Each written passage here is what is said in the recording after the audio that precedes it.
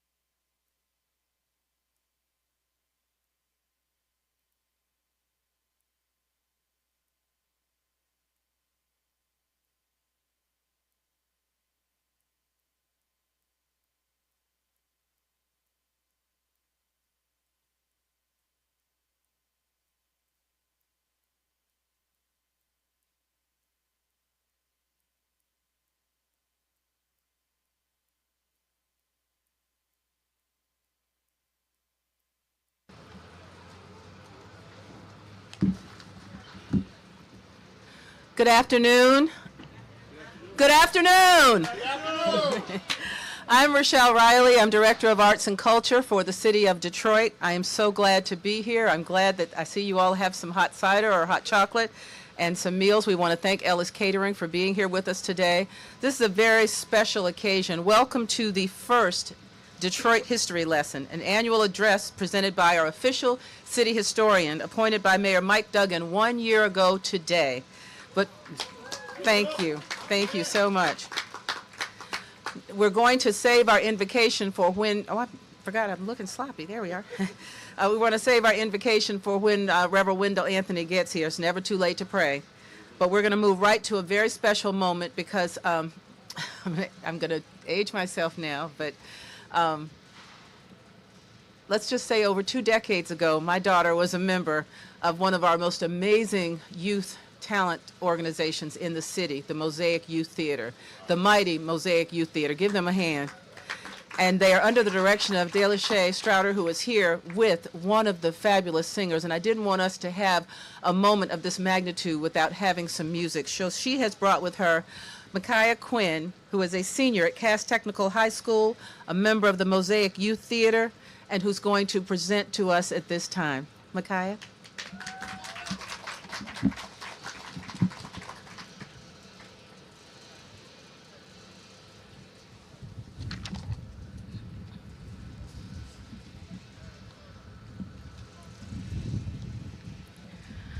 I was born by the river in a little tent, and just like that river I've been running ever since.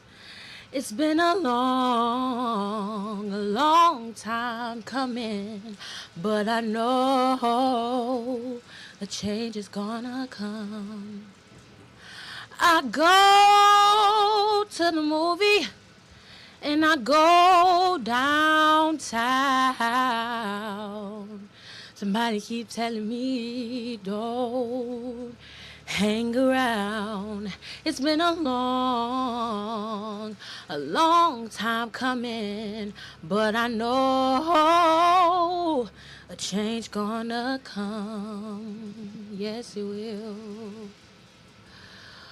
A change is gonna come.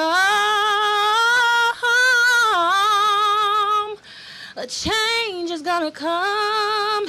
It's been a long time coming, but I know a change is gonna come.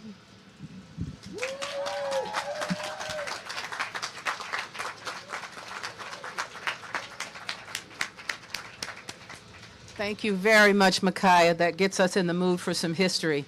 The great Sam Cooke. Thank you. Okay, now this is the part that I love. I am so thrilled at what Jamon Jordan has been doing, and I am very proud to introduce just a little bit about him to you now. And I'm going to use someone else's words.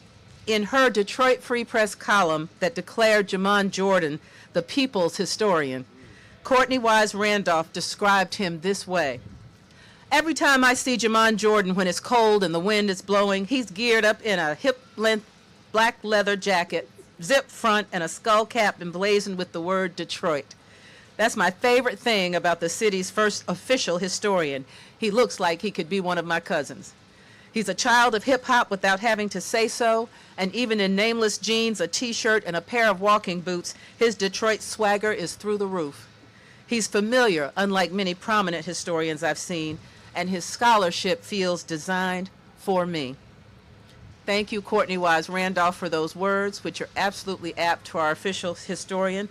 Jamon Jordan has expanded Detroit's historical narrative to be complete and inclusive, fulfilling the mayor's charge to impart the people's history to the people about the people.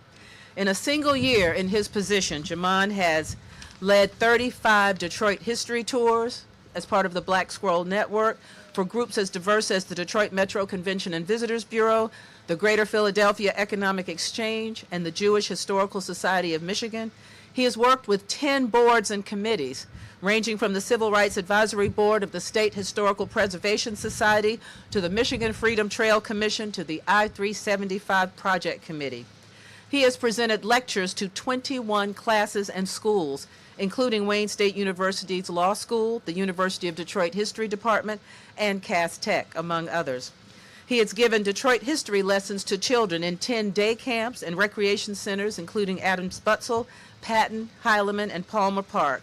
And on top of that, he works with important cultural and city institutions such as the Charles H. Wright Museum of African American History, the Detroit Historical Museum, the Detroit Public Library, the Detroit Civil Rights Inclusion and Opportunity Department of City Government, and on programs honoring Black Bottom and Paradise Valley, Black History Month, Juneteenth, and Kwanzaa. And he's just getting started. He's only been doing this for a year. He and I are working on a major Black Bottom renaissance that we'll talk to you about in the spring. But today, I'm thrilled to bring you our official Detroit historian who works in my office, the Office of Arts, Culture, and Entrepreneurship, because our culture is our history. And he will be presenting the first annual Detroit History Lecture called the Detroit History Lesson, which will be held every year in honor of the mayor's charge for our official city historian to teach the people's history. Ladies and gentlemen, the people's historian, Jamon Jordan.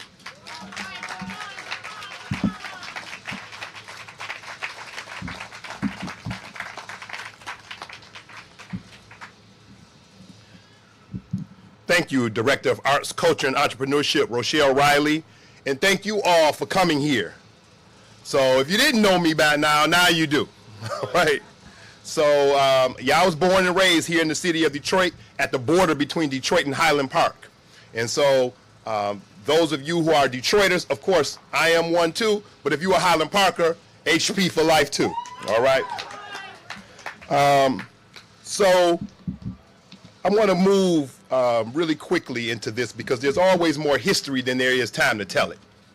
And so I'm your historian. I work for you, the city of Detroit. So you know who I am. So what up, though? What up, though? Let's talk some history. Today, we live in the largest predominantly black city in the country. We have a black majority on the city council, on the school board, many business leaders are African American in the city of Detroit, all that. But in 1967, we know it was not all that. Here we are right now at Gordon Park, which in 1967 was near the corner of 12th and Clairmont, which was the site of the United Community League of Civic Action, which has gone down in history as a blind pig, an illegal after-hours bar. Now, I'm not going to tell you about all of that history today because it's right over there on that historic marker. So you can summarize it right there on that historic marker. But there will be times, of course, that I do talk about this history, but that's not why we're here today. You know the basic parts of the history. 43 people were killed. Over 7,000 people were arrested. 2,500 businesses were looted, burned, or damaged. Nearly 1,200 people were injured. 400 families lost their home. And of course, like I said, 43 people died, including a 4-year-old named Tanya Blanding, who was killed by 50 caliber bullets from the National Guard in her apartment on 12th and Euclid, and 3 black teenagers who were killed by Detroit police officers in the Algiers motel. So we have been engulfed in a lot of this history for years. But that is not all of the history that Detroit has. And just so you know, we have been approved for a historic marker at the site of the Algiers motel. Now for many people cite 67 as the end of the city of Detroit. And they say that's when Detroit died. Never mind that Detroit's population had been falling over a decade before that.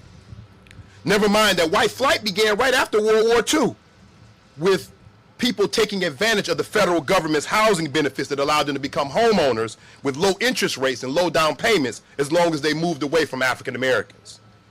And this uprising, along with the election of Coleman Young, has been used to blame African American Detroiters for the so-called downfall of the city of Detroit. Now, never mind that there really was a race riot in the city of Detroit in 1943 where 25 African Americans were killed and 9 whites. 17 African Americans were killed by members of the Detroit Police Department in the 1943 race riot. No whites were killed by members of the Detroit Police Department. But nobody blamed that race riot for the downfall of Detroit, even though white flight came right after. Never mind that from 1949 to 1958, Black Bottom, acre for acre, the most historically rich, culturally significant area in Michigan's history, was destroyed through urban renewal. Nobody blames that for the downfall of the city of Detroit.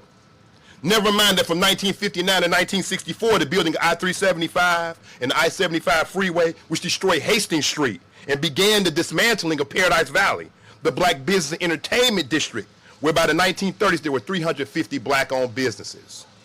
Nobody blamed the destruction of Hastings Street and Paradise Valley for the downfall of Detroit. Never mind that Albert Cobo, who was elected mayor 3 times, blocked federal funding and development for housing for African Americans and working class and low-income people, and he was the main power behind the destruction of Black Bottom.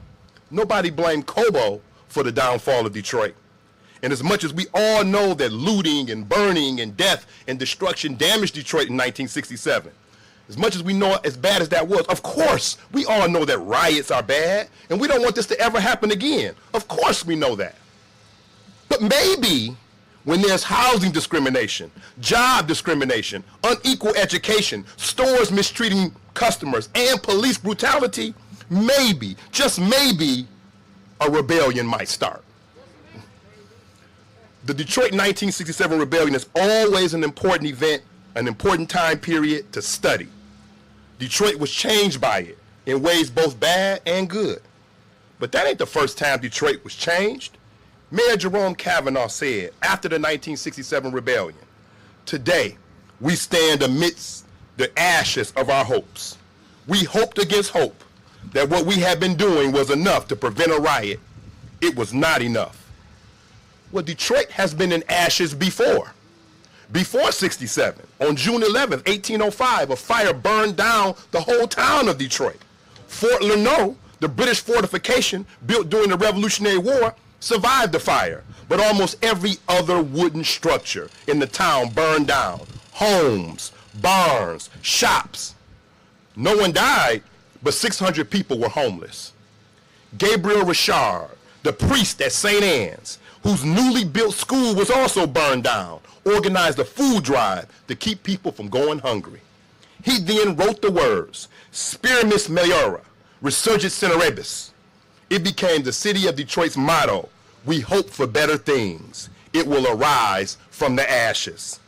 This motto is a lens in how we can view Detroit's history. Our history in Detroit doesn't begin nor end with those ashes. We always arise from the ashes. 3 weeks after that fire, the United States Congress established Detroit as the capital of the Michigan Territory. The new territorial government lobbied the United States Congress to apportion 10,000 more acres of land for Detroiters who had lost everything. And the Michigan Territorial Chief Justice, Augustus Woodward, laid out his new plan of the city based on Charles L'Enfant's plan for Washington, D.C. Woodward would also lead the land grants that were established because of the congressional allotment of the 10,000 acres. 4 black people, 2 of whom were formerly enslaved in Detroit, would be granted land after the Great Fire of 1805. Pompey Abbott, formerly enslaved by the wealthy British landowner James Abbott, would receive a land grant. Pompey would die a few years later, and the land would be taken by his former slave owner, who sold it for a profit, thus continuing to exploit and benefit from Pompey even after his death. There's a street in Detroit named after that slave owner Abbott. Hannah Ashley, who was formerly enslaved by John Dodemead, was granted a plot of land. Dodemead went to court to claim a Negro, Hannah Ashley, and her mulatto son, Thomas, as his property. At the time of the court proceedings, Hannah declared that she was no longer a slave and that she was free. Dodemead had been earlier the slave owner of Hannah, and I don't need to tell you who the father of that child was. Judge Woodward ruled against them, and Hannah and her son were now legally free. Elizabeth Cooper was a free black woman and received a plot of land. It took her over a decade to get her claim due to the fee required to claim the lot. Thomas Parker, another free black person, will receive a plot of land. Parker's Alley, located behind the Shinola Hotel, is named after Thomas Parker. And it sits at the site where Parker's land was. There's a plaque in Parker's Alley downtown that tells this story. In 1807, the Dennisons, Peter and Hannah Dennison, and their 4 children sued for their freedom. Elizabeth, James, Scipio, and Peter Jr. The judge who heard this case was Augustus Woodward. Woodward ruled against the Dennisons, and none of the 4 children will be freed by the Territorial Supreme Court. They escaped to Canada. When they returned years later, they were free, and Elizabeth, who now went by Lisette, worked for a number of people and used her money to invest in real estate, banks, and businesses. She became the first black woman to own land in Oakland County, in what is now Pontiac. Her home was in Detroit, though, and it is now the site where her home was. That's the parking lot of Old Shillelagh Bar in Greektown. In 1833, hundreds of black Detroiters led an uprising to free a black couple, Thornton and Lucy Blackburn, from slave catchers. After the successful rescue of that couple, a number of ordinances, black codes, are initiated by the city against this black population in Detroit. But within 3 years, 13 men and women who led that uprising to free the Blackburns organized the first black church in the state of Michigan and in the city of Detroit, Second Baptist Church. That church would become the center of the Underground Railroad in the city of Detroit. It would also be the first school for black people in the city of Detroit. 30 churches come out of Second Baptist. It is on the Michigan Freedom Trail and is now on the National Park Service's Network to Freedom. For black people in the 1800s, faith and freedom went hand in hand, and we always arise from the ashes. In 1863, you have a major race riot in downtown Detroit that is in part a response to the Emancipation Proclamation, and in part a response to the military draft during the Civil War, and in part a response to an alleged molestation of 2 girls by a saloon owner who was not only accused of being a molester, but he was accused of being black. 5 years later, the girls admit that they were paid to tell this lie. That race riot caused the deaths of at least 2 people, the burning of 30 buildings, including the homes of black residents, their businesses, and the homes of whites who lived close to black people, and the businesses of whites who hired black workers. 2 years after those girls had recanted, Faulkner, the owner of the saloon, was finally released. So he was there for 7 years. 5 years later, they recanted, but he didn't get released when they recanted. 2 more years passed before he got freed.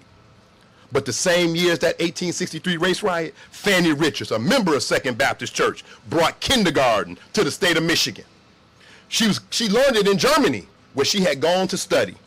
She began working at Colored School Number 2 in Detroit. And in 1869, she was one of the leaders of a lawsuit to overturn racial segregation in Detroit public schools. The Michigan Supreme Court would rule that segregated schools in Detroit are against the law, against the state constitution, and against the 14th Amendment to the United States Constitution. That's 85 years before Brown versus Board of Education. We have a historic marker at her home site. She's in the Michigan Women's Hall of Fame.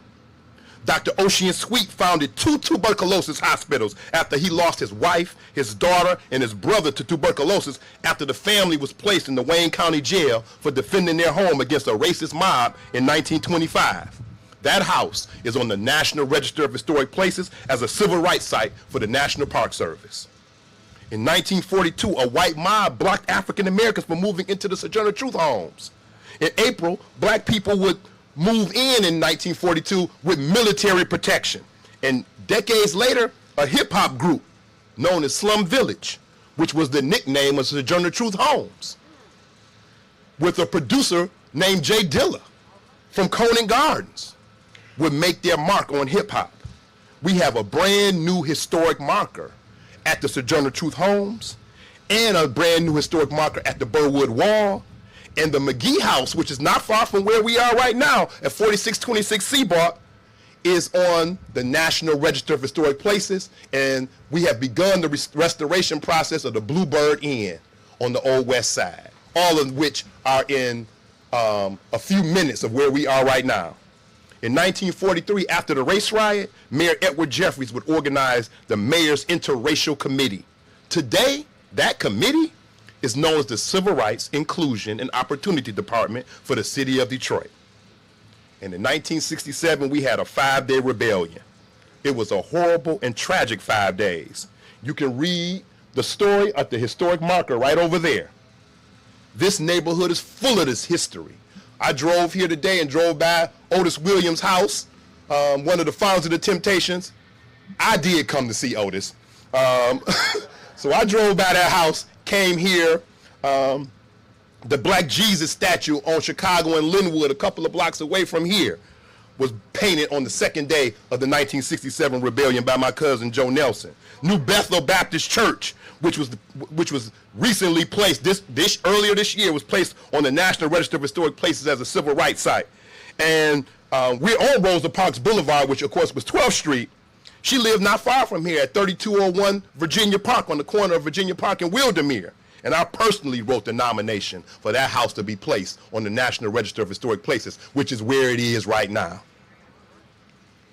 Right over there is Congregation. It's a cafe, but in 1951, it was St. Mark's United Presbyterian Church. And the newly appointed pastor at that church, which is now a cafe, was Reverend Albert Clegg Jr. Pastor Clegg was organizing in the community and getting his church involved in civil rights. Some of the founding members didn't like that, and he was removed as the pastor. Well, he left with 300 members from the church and founded Central Congregational Church in 1953. In 1957, it became the Central United Church of Christ. On March 26, 1967, before the 1967 rebellion, the church unveiled a mural of the Black Madonna in the sanctuary behind the pulpit. Mwalimu Ed Vaughn brought in Glanton Dowdell to do the mural. We're working right now to put Vaughn's bookstore on the National Register of Historic Places as a historic civil rights site. In 1969, 2 years after the 1967 rebellion, the church was renamed the Shrine of the Black Madonna. Last year, we got it placed on the National Register of Historic Places as a civil rights site, recognized by the National Park Service. Reverend Albert Clegg Jr. took on the name and title of Jeramogi Abebe Ajiman. This began the Black Christian nationalist movement, which was and is a vital part of Black liberation theology, a philosophy that continues to this very day in churches like the now famous Trinity United Church of Christ in Chicago, where President Barack Obama and First Lady Michelle Obama were members, and Detroit's own Fellowship Chapel United Church of Christ, pastored by none other than the Detroit president of the NAACP, Pastor Wendell Anthony. Give it up for Pastor Wendell Anthony. The Shrine of the Black Madonna Bookstore and Cultural Center opened in 1970, 3 years after the rebellion. In the 1970s, the name extended to become the Shrines of the Black Madonna of the Pan-African Orthodox Christian Church. That church has brought us many political leaders, businesses, and institutions. And the bookstore is where many of us got a real education. It's where we learned our Black history, because we didn't learn it in our schools back then. And their contribution to Black liberation theology may very well have led us to having the first Black president of the United States. We rise from the ashes. New Detroit. Originally the New Detroit Committee was founded by Joseph L. Hudson Jr.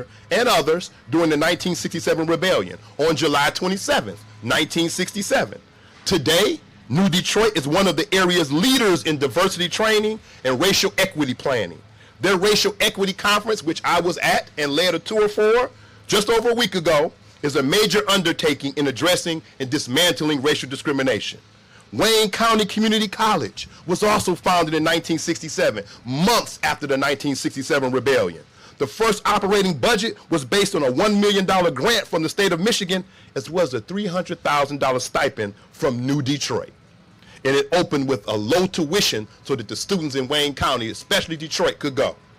To this day, Wayne County Community College is a primary path to education and training, and is free to many public school students in Detroit through the Detroit Promise, and is highly affordable to those who are not Detroit students. Focus Hope was founded on March 8, 1968, when a Catholic priest named William Cunningham and a housewife who was really a powerhouse named Eleanor Jositis came together to address racism and attempt to create some interracial unity in Detroit.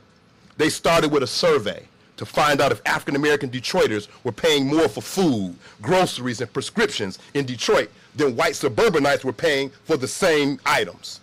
What they found is that Detroiters were paying an average of 20% more for these necessities, and in many cases were receiving products of a lower quality.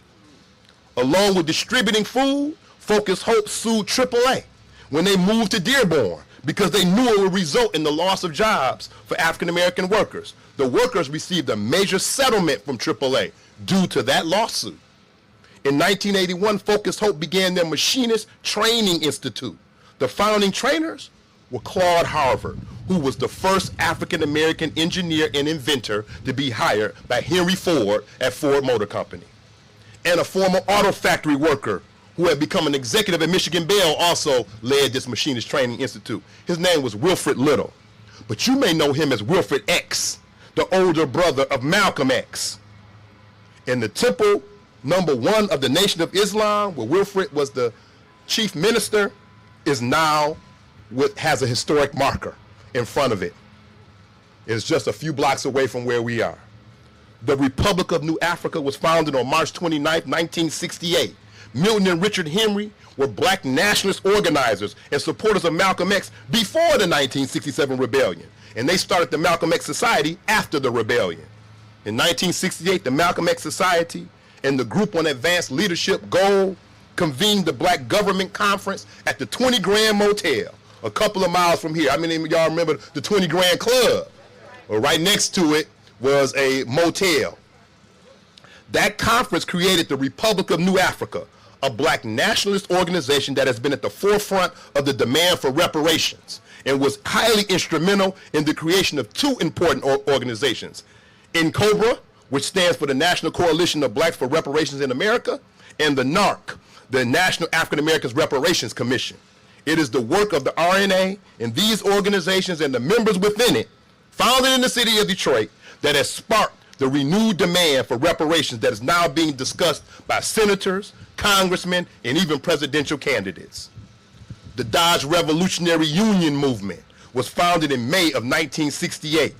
The group would become the foundation of the League of Revolutionary Black Workers, which was founded in June of 1969. General Baker and John Watson would emerge as major leaders of the group. The group would push Dodge, Ford Motor Company, and the UAW to bring black workers into the leadership at the plants and in the union. The Detroit chapter of the Black Panther Party was founded by Ron Scott, Eric Bell, Jackie Spicer, George Gillis, and Victor Stewart in May 1968. I see my brother, Baba Wayne Curtis, back there, Detroit BPP. The group, like the original Oakland, California chapter, established a free breakfast program and a community health clinic. The Black Panther Party's free breakfast program and health screenings is what moved the federal government to establish free breakfast programs in schools and recreation centers and healthcare institutions to establish sickle cell testing. Many TV stations, radio news, and newspapers hired African-American reporters after the Detroit 1967 rebellion. Some news outlets had 1 or 2 African-American journalists. Many had none. But after this 1967 rebellion, they knew, they were told, they were forced to bring black people into these newsrooms. American Black Journal originally aired as Colored People's Time, with journalist Tony Brown as the anchor in October of 1968. As Tony Brown went on to develop the show as Tony Brown's Journal, the Detroit show established itself independently of Tony Brown and became Detroit Black Journal. Today, it's American Black Journal. The show's original mission was to increase the availability and accessibility of media relating to African American experiences in order to encourage greater involvement from Detroit citizens in working to resolve community problems. It has been airing for more than 50 years. It airs on Detroit Public Television, the Detroit PBS station, with journalist Stephen Henderson as the host. So much news, community affairs, cultural awareness, arts, music, business, education, and history has been presented on that show. And I've been on that show a few times myself.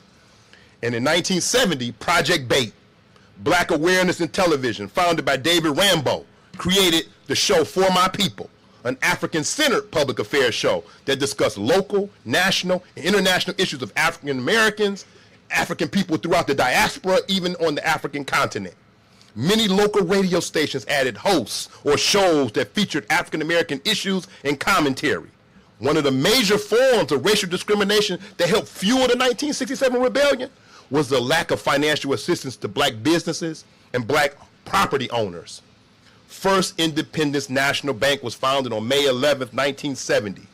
That black-owned and established bank comes right out of the city of Detroit through the work of the Wayne State economist and activist Dr. Carl Gregory, who got together with Lou Beatty Sr., Daniel Burke, Pastor Charles Butler, Dr. Waldo Kane, Dr. Fred Kovar, Wardell Croft, Berry Gordy Sr., Dr. Nathaniel Holloway, Roberta Hughes, Walton Lewis, George McFall, Dr. Charles Morton, Dr. Robert Orr, Alfred Pelham, Dr. John Polk, Hawkins Steele, John Stewart, O'Neill Swanson, Lurie Thompson, and attorney John Tyler, and 2,000 investors who put their minds and money together to create one of the few black-owned banks in the country.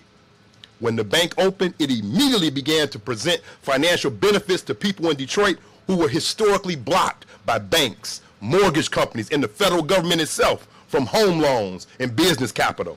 There are only 21 black-owned banks in this whole country, and one of them was founded here in the city of Detroit. And they have been going for 52 years, and they are proof that Detroiters were not merely interested in destruction, they had solutions. Operation Get Down was founded by Barry Hankerson and Bernard Parker in 1971. In 1972, the group organized a sickle cell telethon and raised $25,000. Within a few years, Operation Get Down had a Head Start program, a daycare, a GED program, a youth recreation program, and an anti-violence project that decreased gang and youth violence in 3 East Side schools. In 1973, they founded a co-op. That food co-op was the nation's largest inner-city food co-op when it was founded in 1973. In 1995, Timbuktu Academy of Science and Technology, an African-centered charter school chartered by Detroit Public Schools, came out of the work of Operation Get Down. Today, that school is named the Barack Obama Leadership Academy. Detroit Renaissance, a group of 26 business and civic leaders led by Henry Ford II, was founded as a response to the 1967 rebellion in 1971. Today, they're the business leaders for Michigan, and they are the business roundtable for the entire state, devoted to making Michigan a top 10 state for jobs, business, and education. In 1971, the Congressional Black Caucus was founded. 2 Detroiters are founders of the Congressional Black Caucus, Charles Diggs Jr. and Congressman John Conyers. Although the Boggs Center was founded in 1990, it was inextricably linked to James and Grace Lee Boggs, who were integral grassroots activists in Detroit for decades before 1967, during the rebellion, and after. Out of the Boggs Center has come many other programs and institutions: Detroit Summer, Allied Media Projects, Detroit Future, Back Alley Bikes, Detroit Asian Youth Project, Detroiters Working for Environmental Justice, Keep Growing Detroit, Feed 'em Freedom Growers, and most of all, the James and Grace Lee Boggs School. In 1965, 2 years before the rebellion, Dr. Charles H. Wright founded the International Afro-American Museum in his row house on West Grand Boulevard in Warren. Today, we have the Charles H. Wright Museum of African American History, and in 1997, when that new building opened on Warren and Brush, it was the largest museum devoted to African American history in the nation. Today, of course, we know there's one in Washington, D.C. on the Mall that's bigger. But I still like to say that it's still the largest museum devoted to African American history that is not owned by the federal government.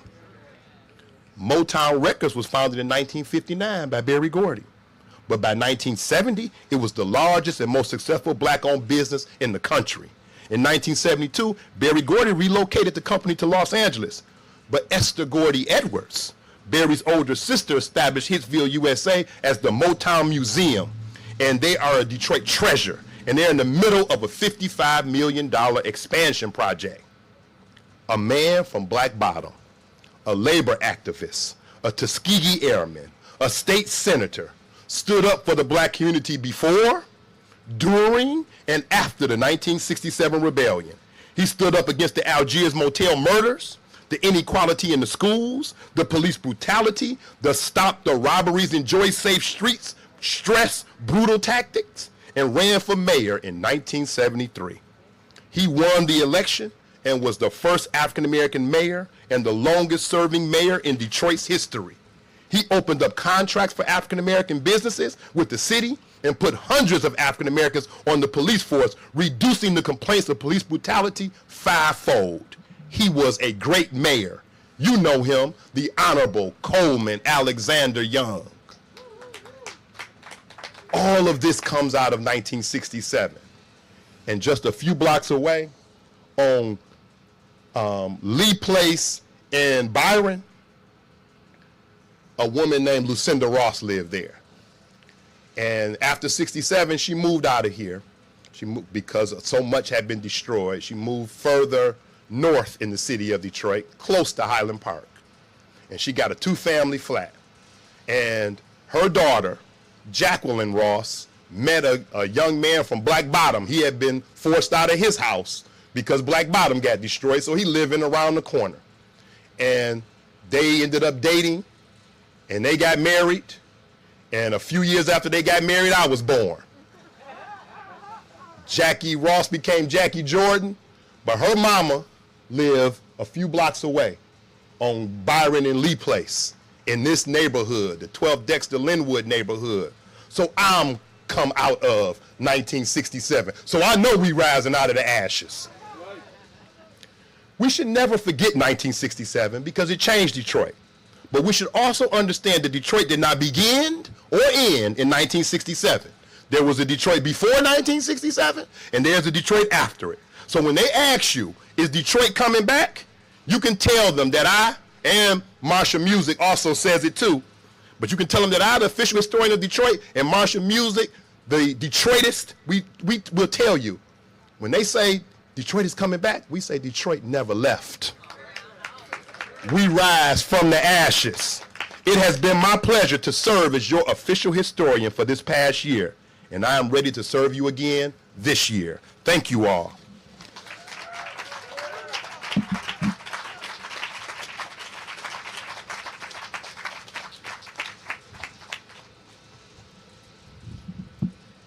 That's why he's the people's historian. Let's give him another hand.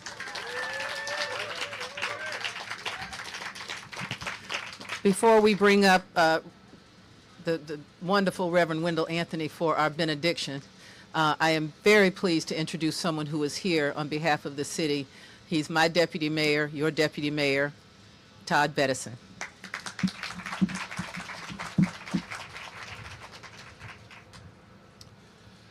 Before I get started, I'm just about to walk over and shake the historian's hand. Our official historian, I know why the mayor selected you. You are the people's historian. It is such a pleasure.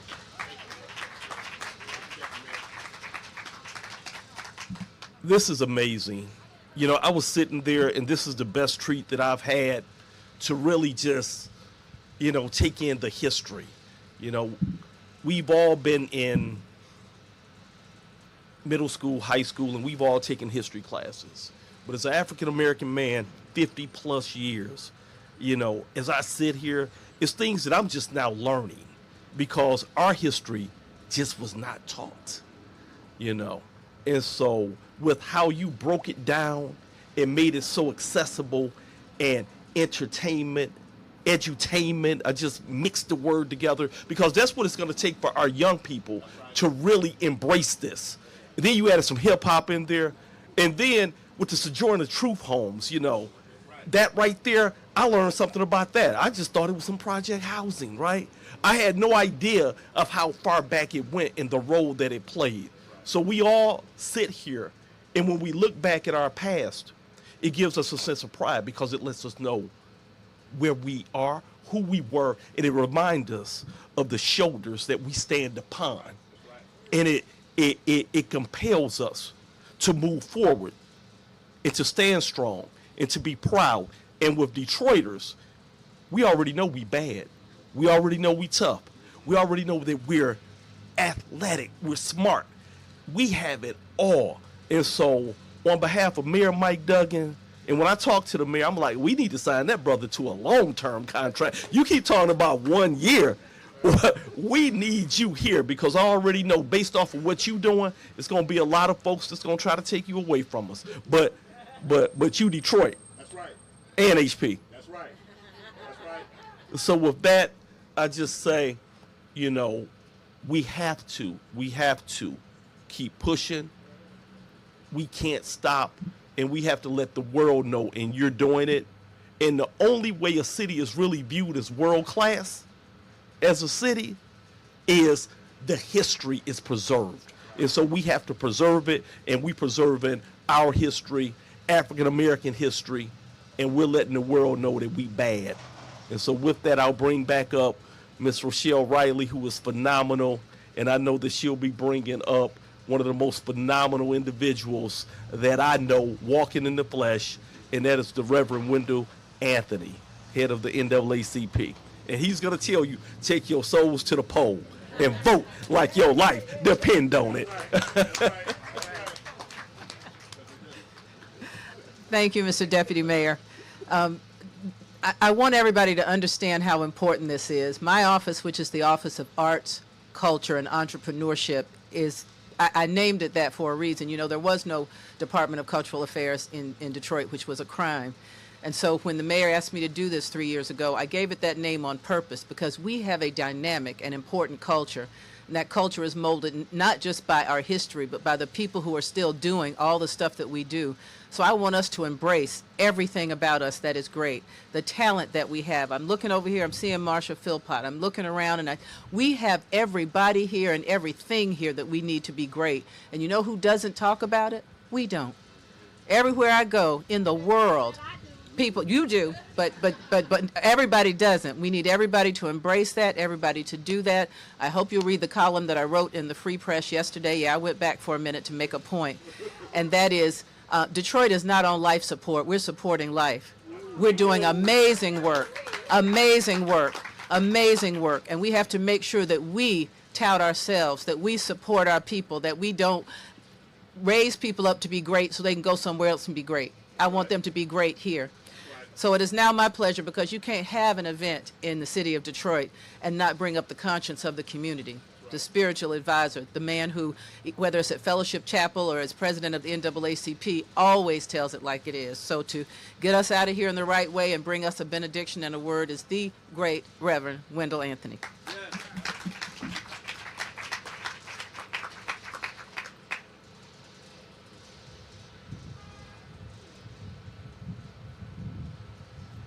Deputy Chief Bettison stole my line, but I don't mind him doing that because it's so important and accurate. I start all of my messages on Sunday with this line. The doctrine of God has dropped as the rain, as a small dew upon the tender herb, as the showers upon the grass. Let us now drink from the waters of his word. We have drank from the waters of your word. Jamon Jordan is an icon in our community. And what he does is simply speak the truth. History is a continuous journey, and we must learn from it and act upon it. Otherwise, we suffer as a result of it. I am a part of everything that you talked about. It's good to be back in my old neighborhood. That's where I went to church. That's where I got it. The Reverend James Edward Wadsworth Jr., my pastor and mentor, came right after Clay. It was St. Mark's Presbyterian Church. I went to Sunday school there. It was there where on one Sunday he gave us tests. Reverend Wadsworth did, and I was in his class. And he said, who can spell the word Nebuchadnezzar? Who here can spell Nebuchadnezzar? Nebuchadnezzar is not an easy word to spell. Don't ask me to spell it today, but I'm just saying. In that day, he asked, and I raised my hand. And he said, Wendell Anthony. We were right up in his class behind the area right when you go in that restaurant, you'll see the results of what used to be the pipes for the organ. The organ set right up in that area. And they still have the pipes up there. And his class was right in between those two pipes. He said, who can spell Nebuchadnezzar? And I said, I can. And he said, Wendell Anthony, spell it. And I spelled it. And he was so excited. He said, how did you know that word? I said, I just thought about it, and I pictured it in my mind, and I've seen it. And he gave me a little gold cross that had a metallic base to it. He did something else. In that service on that Sunday, I was sitting next to my mother, like you're sitting next to Rochelle. And he said, church, before we dismiss today, I want to tell you something. Wendell Anthony, stand up, Wendell, shocked me to death. I'm sitting there. I thought I had done something wrong. I'm looking at my mother looking at me. He said, stand up, Wendell. I stood up. He said, Wendell Anthony, spell Nebuchadnezzar. Give him a hand, church. The whole church stood up. The rest is history. The rest is history. One word, and you never know what that word is going to be. So, Jamon Jordan, thank you for your words, because they inspire. This is a historic area, and Rochelle, I've encouraged them to take some of the pictures of Jeramogi and Reverend Wadsworth and put them in the restaurant. It's historic, because I don't think they really understand what they got there and how historic that place is. I've suggested it to them, and I don't know if they've heard it or not. But they're missing something, because there would include a whole nother section of folk who would come here because of that historical recognition. So you can take them to the water, they got a drink. And so we thank you for your presence. As Deputy Chief said, this is the most critical time in our nation's history. We either going to go backwards or we're going to go forward. I am not going back on the plantation. I don't care what they say, what they do. I'm not going back. We've come too far to turn back now. There's an old African proverb that says, when all has been said, there's no need to extend the meeting. All has been said. Go in peace. Bless you.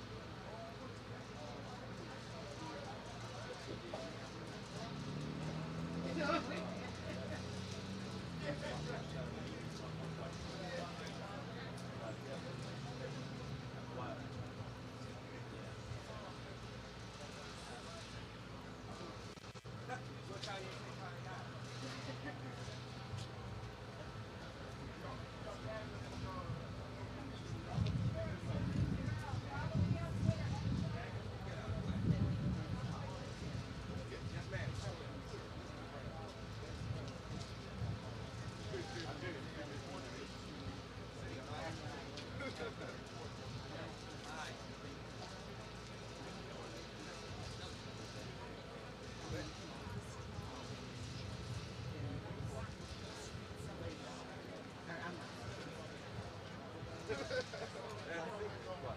I like it or not, somebody got to do something.